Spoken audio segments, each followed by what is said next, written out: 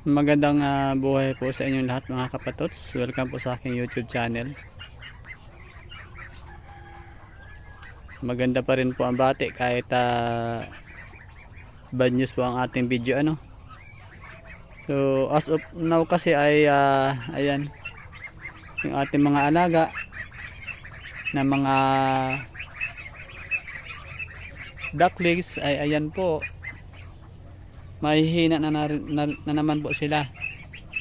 Ayan, kahit inagamot na po natin ay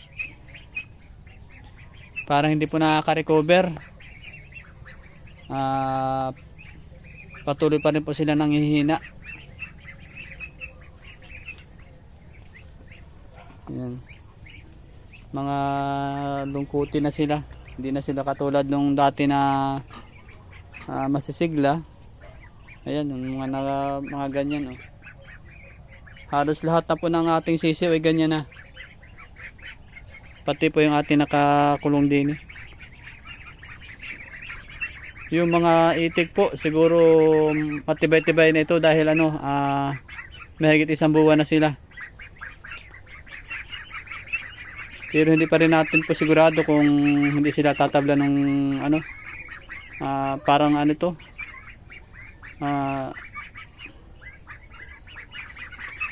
Nalimutan ko ng tawag sa sakit na ito.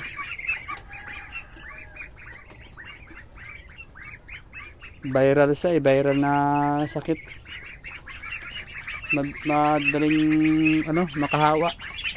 Ayan yung mga natin, yung mga nahuli natin sisiw, malalaki na sana kaso parang walang pag-asa, parang wala din pag-asa na na maka-recover kasi lungkutin na rin sila kahit nakakulong sila.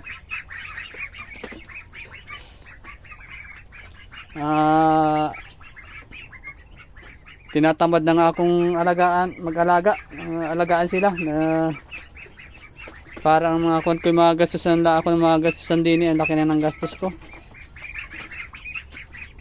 Napalaki ko sila ng ganyan kalalaki kaso yun nga kung kailan malalaki saka sila nagkamatay. Dito pa yung iba oh. Yan. Pare ko yung nakapagpakon dito itong manok na ito. Yang manok na yan kasi sipunin siya. Yan katulad yan, yan ay pinakawalan ko na.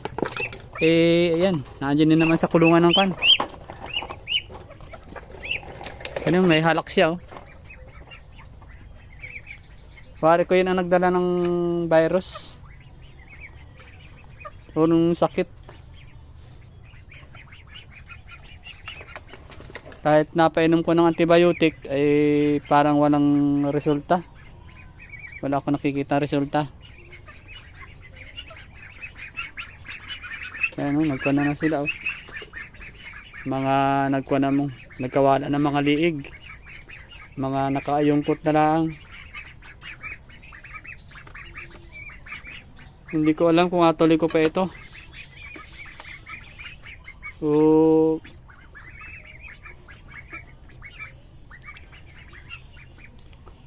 Wala na nga silang pagkain. Tinatamad akong bumili ng pagkain. Hindi ko alam kung abili ko pa ito ng pagkain.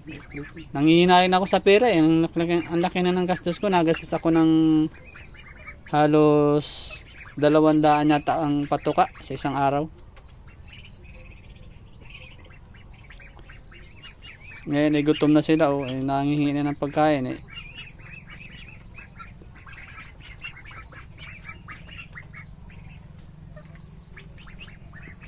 Sana kahit itong kahit itong mga itik lang makaligtas. Makabawi man lang doon sa Yung mga inahin ko, yung dalawa nangingitlog na yata uli.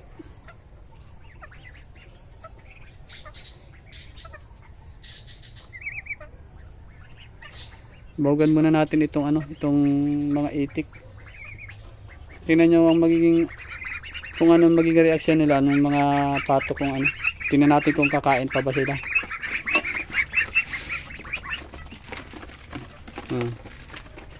Ayan, may mga ilan pa na kumakain. Pero kahapon yung mahina dyan ay pa lang siguro, parang 2 pa lang.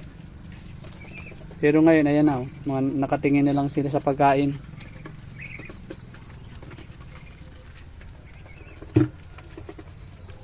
So, ilang araw na tayo nagpapainom ng gamot ng Bitrasin na ano.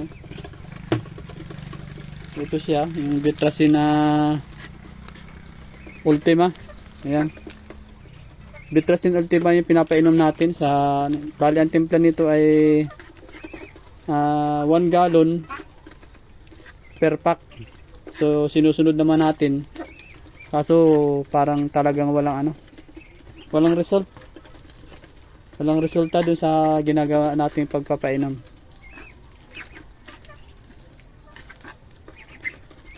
Ang nagkakahalaga po ito ng ng 25 pesos per pack.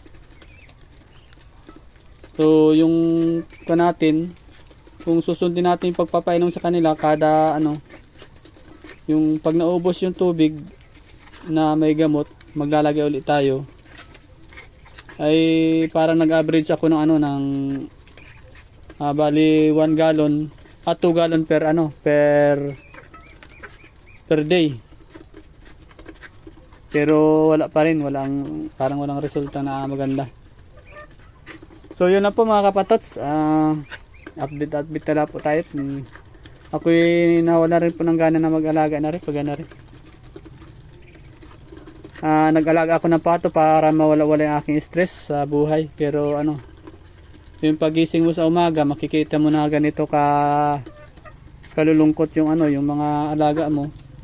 Siyempre tayo nga may dinaramdam sa katawan, makikita pa natin yung mga alaga natin na yun, parang may sasabi mo na lang nagmana sa nag-aalaga, nasakitin din. So ewan kung itutuloy ko pa ito. So maraming salamat po sa mga silent viewers ko dyan. Kung meron man, ingat kayo palagi, iwasan po magkasakit. Bye bye po.